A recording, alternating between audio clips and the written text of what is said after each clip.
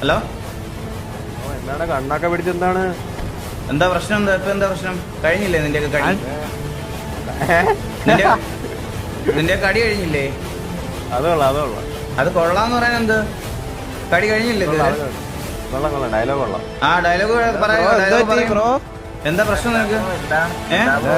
വീണ്ടും എന്താ നിനക്ക് കഴിക്കുന്നേ? എടാ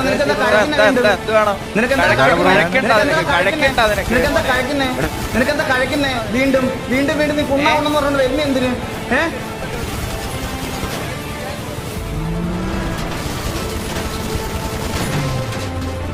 എവിടെ പോണ വണ്ടി എടുത്ത്?